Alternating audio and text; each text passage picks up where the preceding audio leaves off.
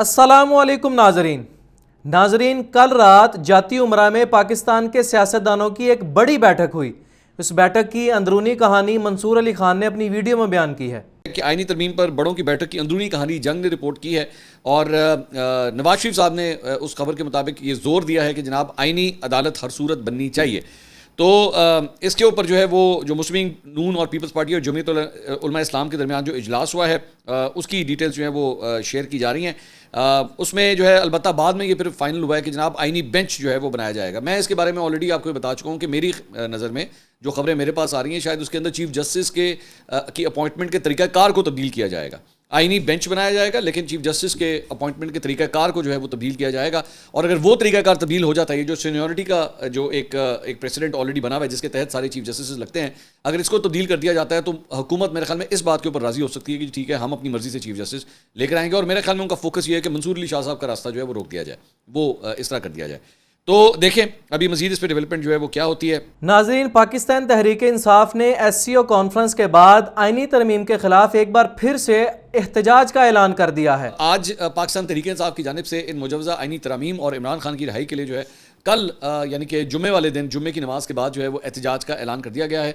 और अली अमीन गंडापुर की जानिब से जो है वो एक वीडियो पैगाम जारी किया गया और उसमें कहा गया कि जनाब कल जुम्मे की नमाज के बाद मुख्तलिफ शहरों के अंदर जहाँ जहाँ पे पाकिस्तान तहरीक इंसाफ मौजूद है वहाँ पे ये एहतजाज किया जाए। माजी के अंदर जब इस किस्म की कॉलें दी गई हैं कि जनाब अपने अपने शहरों में खुद ही सारा कुछ करें, तो उसके पाकिस्तान तहरीक इंसाफ के लिए कोई ज़्यादा हौसला अफजा नताइज जो है वो सामने नहीं आए हैं। इस मरतबा दोबारा जो है वो ये बात की गई। अगर आपको याद हो, बल्कि मैं इसका एक रेफरेंस भी आपको दूँ, आपको याद है एक भूख हड़ताल का सिलसिला शुरू हुआ था कौमी असम्बली के बाहर, जहाँ पे PTI के लोग जो है बैठ के भूख हड़ताल करते थे और उन्होंने कहा था जब तक इमरान खान रिहा नहीं होगा वो भूख हड़ताल जो है वो जारी रहेगी। वो भूख खत्म हो गई, लोगों ने रोटी चोटी खा ली और भूख हड़ताल भी खत्म हो गई। तो वो सिर्फ कहने सुनने की बातें थी। मैं वो इसीलिए कहता हूँ ना कि बढ़ के मारना, नारे मारना एक और चीज़ होती है, प्रैक्टिकली एक्चुअली उसे कुछ करके दिखाना जो है it is totally a different ball game. तो अब इन्होंने ये ऐलान किया है कि जनाब हम जो है वो इसके ऊपर दोबारा अब एहतजाज करेंगे। अब अगर ये कल एहतजाज कोई ज़्यादा अच्छा ना हुआ तो ये PTI के लिए पिछले 16-17 दिन के अंदर एक और बहुत बड़ी एम्बैरसमेंट होगी, क्योंकि PTI ऑब्वियसली उधर ऑक्सफोर्ड यूनिवर्सिटी ने भी जो है वो इमरान खान साहब के नॉमिनेशन पेपर्स एक्सेप्ट नहीं किए, उस लिस्ट में से भी उनको निकाल दिया। और भी बहुत से एम्बैरसमेंट्स जो हैं वो ये पिछले 2-3 हफ्ते के। तो ये मेरा ख्याल में, मैं अगर उठा के देखूँ तो जब से खान साहब जेल में गए ना, मेरा ख्याल में ये वाला जो अक्टूबर चल रहा है इससे ज़्यादा एम्बैरसिंग महीना पाकिस्तान तहरीक इंसाफ के लिए आज तक नहीं आया, जो इस वक्त ऑलरेडी चल रहा है। और मुझे नहीं पता इसकी ये कनेक्टेड है कि नहीं कनेक्टेड, लेकिन इस महीने का आगाज़ जो है वो एक अहम तैनाती से हुआ है और उसके बाद से पाकिस्तान तहरीक इंसाफ के लिए मुश्किलात जो है ना बहुत ज़्यादा बढ़ गई हैं, जो मैं कम से कम उसको इस तरह देख रहा हूँ मैं। बल्कि इसके ऊपर फवाद चौधरी साहब ने एक बड़ी अहम इस एहतजाज के तरीक़ाकार के ऊपर जो है वो बड़ी एक अहम ट्वीट की। उन्होंने कहा तहरीक इंसाफ के एहतजाज बगैर किसी हिकमत अमली और एंड रिजल्ट सोचे बगैर कॉल किए जा रहे हैं। पैदर पे इस तरह के बचकाना फैसलों ने सारा भ्रम खत्म कर दिया है। इसके बावजूद कि तहरीक इंसाफ मुल्क की सबसे बड़ी सियासी कुव्वत है, हुकूमत तहरीक इंसाफ को चैलेंज नहीं समझती। जिसको चाहते हैं उठा लेते हैं, जिसको चाहते हैं जेल में डालते हैं या वो मिसिंग पर्सन बन जाता है। सोशल मीडिया के ट्रोल्स ना खुद किसी एहतजाज में आना है और ना ही बाकी लीडर खुद आगे आने को तैयार हैं। इसमें एक चीज़ उन्होंने छोड़ दी, लौंडे लपाड़े जो PTI के दम के ऊपर बैठ के उनकी तारीफ़ें करके बैठ के इतने डॉलर कमाते हैं। उनको भी चाहिए कि जब आप एक पार्टी के दम के ऊपर इतना पैसा कमा रहे हैं उनके एहतजाज में तो शिरकत करें, जाके उनके लिए बैनर तो पकड़ें कम से कम। वीडियोस खाली बनाने से क्या होता है। तो इसमें इन्होंने आगे लिखा, सलमान अकरम राजा और गौहर का मुझे बहुत एहतराम है, मेरे भाइयों की तरह हैं, लेकिन सियासत से नाबुल्द हैं और एक मजबूत सियासी हिकमत अमली के बगैर ऐसे एहतजाज सिर्फ पार्टी को तबाह कर रहे हैं। इमरान खान जेल में है, उनकी बेगम, बहनें और सारा खानदान जेल में है। इस सूरत हाल से निकलने का वाहिद तरीका जमीयत उलमा इस्लाम, जमात इस्लामी, GD और बुकला का इत्तेहाद है। अगर आप ये इत्तेहाद बना सकते हैं, इमरान खान जेल से बाहर आएंगे। अगर इस तरह पार्टी बच्चों की तरह चलाई गई, तहरीक इंसाफ और पाकिस्तान को शदीद नुकसान पहुंच चुका है और ज़्यादा पहुंचेगा। आरिफ अलवी, असद कैसर, अली अमीन गंडापुर, शाह महमूद कुरैशी, एजाज चौधरी, महमूद रशीद से मिलें और पार्टी की सियासी फैसलों का वजन उठाएं। इमरान खान को जेल से बाहर निकालें, मजीद तबाही के आप मुतहम्मिल नहीं हो सकते। तो चौधरी साहब जो है वो काफ़ी ज़्यादा नाराज़ हैं इस सारे मामले के ऊपर। एहतजाज जो है वो सही तरह हो नहीं रहा, हिकमत अमली जो है वो सही तरह तरतीब नहीं दी जा रही। मंसूर अली खान ने अपनी इसी वीडियो में साद रफ़ीक के ट्वीट के बारे में जिक्र किया जो उन्होंने शाह महमूद कुरैशी की बहू के मुतल्लिक किया था। ख्वाजा साद रफ़ीक ने एक्चुअली शाह महमूद कुरैशी की जो बहू को अगवा करने या मुबैना तौर पर उठाने का जो मामला था, इसके ऊपर उन्होंने ट्वीट किया। उन्होंने कहा शाह महमूद कुरैशी के साहबजादे PTI के MNA हैं, उनकी काबिल एहतराम बहू की गिरफ्तारी और रिहाई की खबर सामने आई है। गो के अमूमन PTI की जानिब से जारी शुदा खबरें गलत साबित हुई हैं, लेकिन हुकूमत की जानिब से इस खबर की वजाहत ज़रूरी है। अगर ऐसा नहीं हुआ तो बताया जाए, अगर हुआ है तो इसके जिम्मेदारान का मुहासबा किया जाना चाहिए। घरेलू खवातीन को खींचातानी की अजियतनाक सियासत से अलग रखा जाना चाहिए। तमाम जमातों को मुतादिद बारियाँ देने वाले सियासतदानों को इतनी समझ आ जानी चाहिए। अच्छा, आप वैसे एक चीज़ नोट कीजिए कि इस पूरे सेटअप में ख्वाजा साद रफ़ीक आपको कहीं नज़र नहीं आ रहे। ना उनको कोई अहम जिम्मेदारी दी गई है, ना वो आपको नून लीग के अहम इजलासों में कहीं शिरकत करते हुए दिखाई दे रहे हैं, ना ये जो आईनी तरमीम हो रही है इस सिलसिले में मुस्लिम लीग नून की जो बैठकें होती रही हैं 180H में नून लीग के हेडक्वार्टर्स में, कहीं पे ख्वाजा साद रफीक आपको नजर नहीं आ रहे। उन्होंने अपने आप को बिल्कुल जो है ना इस सारे मामले से अपने आप को लाताल्लुक कर लिया है। मेरी इतला के मुताबिक मुझे जो थोड़ी सी खबर मिली थी ख्वाजा साद रफीक के हवाले से, वो कोई यूनिवर्सिटी बनाना चाह रहे हैं आजकल, उसके ऊपर उन्होंने बड़ा फोकस किया हुआ है। वो चाहते हैं कि उनका नाम, उनकी लेगेसी जो है वो बरकरार रहे और वो किसी को यूनिवर्सिटी बनाना चाह रहे हैं। तो नून लीग की अलबत्ता जिस किस्म की पॉलिटिक्स चल रही है उससे उन्होंने अपने आप को बिल्कुल जो है वो साइडलाइन किया हुआ है। अमेरिका में मुकीम पाकिस्तानी सीनियर सहाफ़ी मोईद पीरज़ादा ने बताया कि ये खबरें गर्दिश कर रही हैं कि पिछले हफ्ते पाकिस्तान में होने वाले तमाम एहतजाजों के पीछे कोई दूसरी ताकत थी। जरा नोट किया करें कि अंग्रेजी के बड़े अखबार एक्सप्रेस ट्रिब्यून के अंदर एक बड़ा दिलचस्प किस्म का एनालिसिस छपा है, जो मुझे शक है कि भाई लोगों ने छपाया, उन्होंने लिखा है, उन्होंने ही छपाया, नाम किसी का दे दिया उसमें। ये एनालिसिस ये कहता है कि पाकिस्तान के जो 3 शहर हैं, इस्लामाबाद, कराची, लाहौर में एससीओ के समिट से पहले जो प्रोटेस्ट हुए हैं, ये एक बैरूनी साजिश लगती है जिसमें एससीओ के समिट को नाकाम बनाने की कोशिश की गई। उसमें नाम तो ये नहीं लिया गया कि पाकिस्तान तहरीक इंसाफ ने साजिश की है, लेकिन आगे जो तफसीलात दी गई हैं उससे क्लियरली लगता है कि इस्लामाबाद के अंदर जो फेक खबर फैलाई गई कि इमरान खान की सेहत को खतरा है, लाहौर के अंदर एक तालिबा जो है उससे ज्यादती की खबर फैलाई गई, कराची में कुछ और हो गया, ये सब फेक खबरें थी जिसके नतीजे में एससीओ के समिट को नाकाम बनाने की कोशिश की गई। अब जरा गौर कीजिए कि एससीओ के समिट के अंदर चीन प्रेजेंट है। एससीओ के समिट में हिंदुस्तान और पाकिस्तान के दरमियान में एक ब्रेक थ्रू हो रहा है। कौन एससीओ के समिट से बाहर है? अमेरिका या मगरब भी बाहर है। तो क्या इंसिनुएशन, इल्जाम यह है कि पाकिस्तान तहरीक इंसाफ बेचारी यतीम पीटीआई जो है उसके पीछे अमेरिका खड़ा है, मगरब खड़ा है? वंस अगेन आपको अपने डिसर्निंग टूल की, अपने एनालिटिकल टूल की जरूरत है ये देखने और समझने के लिए कि किन किन तरीकों से भाई लोग जो है आपको बेवकूफ़ बनाने की कोशिश करते हैं और किस किस तरह से आपके जहन में मुख्तलिफ आइडियाज़ डालने की कोशिश करते हैं। और ये जो फुद्दू खाता इनका है, ये इन्होंने पता नहीं कब से हमारे साथ ये शुरू किया हुआ है, पता नहीं कितनी लंबी इसकी कहानी है, लेकिन उम्मीद मुझे यह है कि अब हम मजीद बेवकूफ़ जो है इनके हाथ नहीं बनेंगे। नाजरीन, एससीओ कॉन्फ्रेंस के कामयाब इनेकाद के बाद पाकिस्तान और भारत के ताल्लुकात के दरमियान बर्फ पिघलने लगी। इस एससीओ समिट में पाकिस्तान की सो कॉल्ड जो एस्टेब्लिशमेंट के जनरल साहिबान हैं, उनका सबसे इंपॉर्टेंट गेस्ट चीन का प्राइम मिनिस्टर नहीं था, ये रूस का प्राइम मिनिस्टर भी नहीं था, क्योंकि चीन ने पता नहीं 200 लोग आए हैं, रूस से शायद 75 लोग आए हैं, लेकिन इनका सबसे इंपॉर्टेंट गेस्ट वो हिंदुस्तान का डेलीगेशन और हिंदुस्तान के फॉरेन मिनिस्टर एस जयशंकर थे, जो महज 4 लोगों का डेलीगेशन लेकर यहाँ पे आए। जब वो वहाँ से निकले थे एक हफ्ता पहले, उन्होंने कहा था कि यहाँ पे किसी भी किस्म की जो है बायलैटरल बातचीत जो है वो नहीं होगी, मैं तो सिर्फ एक रीजनल समिट में शिरकत के लिए जा रहा हूँ।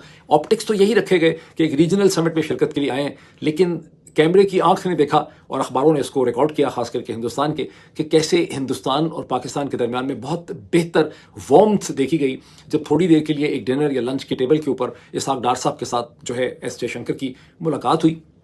एस जयशंकर साहब ने और उनकी नवाज शरीफ साहब से भी मुलाकात हुई, और एस जयशंकर जब वापस हिंदुस्तान पहुंचे हैं या निकल रहे थे तो उन्होंने एक से ज़्यादा ट्वीट किया जिसमें उन्होंने अपने पाकिस्तानी होस्ट्स की गर्मजोशी का उन्होंने बहुत ज़्यादा शुक्रिया जो है अदा किया। अब एस जयशंकर साहब के साथ जब मुलाकात हुई तो उसमें थोड़ी देर के लिए पाकिस्तान के इंटीरियर मिनिस्टर जनाब मोहसिन नकवी साहब ने भी फिगर इन किया, जिन्होंने वहाँ पर एक तजवीज़ रखी कि हमें आगे बढ़ते हुए पाकिस्तान और हिंदुस्तान की क्रिकेट टीम्स के दरमियान में पाकिस्तान के अंदर उनके मैचेस होने चाहिए। गालिबन उसके बाद जो अभी फौरी तौर पर कोई टूर्नामेंट होगा उसके अंदर हिंदुस्तान की टीम को बुलाया जाएगा और अबैन मुमकिन है कि हिंदुस्तान की टीम पाकिस्तान के अंदर आके प्ले करेगी, यानी क्रिकेट डिप्लोमेसी को ताल्लुकात बेहतर बनाने के लिए इस्तेमाल किया जाएगा। फिर दूसरी उसमें बात ये हुई हिंदुस्तान की तरफ से था कि पहले कम अज़ कम हाई कमिश्नर्स जो हैं उनकी वापसी हो, यानी पाकिस्तान का हाई कमिश्नर दिल्ली पहुंचे, हिंदुस्तान का हाई कमिश्नर एक नया जो है वो इस्लामाबाद में आए। और मैं समझता हूँ बाय एंड लार्ज को कहा यह जा रहा है कि किसी भी चीज़ पर इतफाक नहीं हुआ, लेकिन ये वो चीज़ें हैं जिसकी पेशरफ जो है हो गई है। और नवंबर के दूसरे हफ्ते में यानी 11 या 13 नवंबर के दरमियान अज़रबैजान के शहर बाकू में शहबाज शरीफ साहब की और मोदी साहब की, हिंदुस्तान के प्राइम मिनिस्टर की भी एक छोटी सी मुलाकात जो है बायलैटरल किस्म की वहां पर उनके दरमियान अब मतवक्को है। पाकिस्तान तहरीक इंसाफ के रहनुमा और अमेरिका में मुकीम शहबाज गिल ने अपनी यूट्यूब वीडियो में ये इंकशाफ किया कि पाकिस्तान मुस्लिम लीग नून के 7 MNAs उनके साथ नहीं हैं और आईनी तरमीम के लिए वोट नहीं डालेंगे। बैरिस्टर गौहर खान साहब ने कहा है कि नून लीग के 7 MNAs ऐसे हैं जो हमारे साथ राब्ते में हैं और वो इन शैतानी तरामीम के ऊपर वोट नहीं देना चाहते।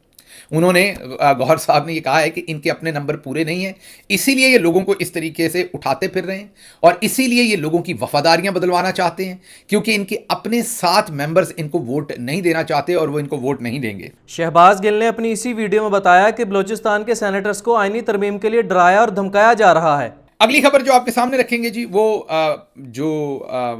बलूचिस्तान से हैं मैंगल साहब, उनकी पार्टी की जो डिफरेंट सेनेटर्स हैं, मसलन नसीमा रहमान साहबा हैं, उनको ब्लैकमेल किया जा रहा है, उनको कहा जा रहा है कि आपने हर सूरत वोट देनी है। फिर सेनेटर कासिम रोंजो, वो डायलिसिस पर हैं और उनको अगवा कर लिया गया है। डायलिसिस वो करवाने गए थे हॉस्पिटल और वहीं से उनको अगवा कर लिया गया है।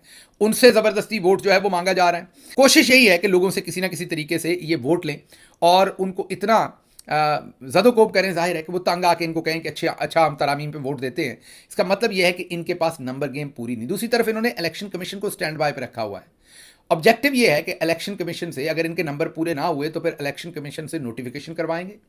मखसूस नशिस्तें जो तहरीक इंसाफ की थी और लूट मार करके पहले दूसरी पार्टियों को दी थी और सुप्रीम कोर्ट ऑफ पाकिस्तान ने वो वापस लेके तहरीक इंसाफ को देने के अहकामात दिए थे, उसका आप दोबारा नोटिफिकेशन करेंगे और वो मखसूस नशिस्तें जो है वो नून लीग को या पीपल्स पार्टी को दे देंगे और फिर उनको तरामीम में इस्तेमाल कर लेंगे। उसी दिन उनका हलफ लेंगे और उनसे वोटिंग करवा लेंगे। वो तमाम मेंबर्स जिनको डी सीट पहले किया गया था मखसूस नशिस्तों पर, उनको वापस इन्होंने इस्लामाबाद बुला के बिठाया हुआ है। तो पहली कोशिश होगी नंबर्स पूरे करने की, ये लोगों को उठा के मारदार करके।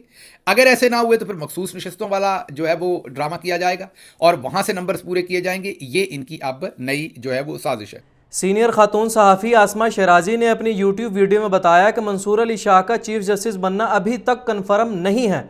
उसकी क्या वजूहात हैं, आइए जानते हैं। पीपल्स पार्टी चाहती है कि अलग कोर्ट हो और JUIF जो है उसने एक आइनी बेंच की बात की थी कि आइनी बेंच जो है उसको तश्कील कर दिया जाए। इस मामले के ऊपर इम्कान इस बात का है कि जमीयत उलमा इस्लाम की जो बात है वो रह सकती है और उनकी बात को तस्लीम किया जा सकता है। तो ये दो मामला जो ऐसे थे जिसके ऊपर जो है वो कोई इख्तलाफ एज सच मौजूद नहीं था। जहाँ तक सीनियर मोस्ट का मामला है कि सीनियर मोस्ट जज हो या पैनल ऑफ जजेस, मेरा ख्याल है उसके ऊपर भी अब इत्तेफाक राय इन दो जमातों का हो सकता है कि इस बात का इम्कान है। अब हतमी चूँकि मुसव्वदा नहीं है तो मैं हतमी मुसव्वदे के को यानी अब तक की जो इत्तलात हैं उसके ऊपर मैं आपको बात ये अपनी इन्फॉर्मेशन शेयर कर रही हूँ।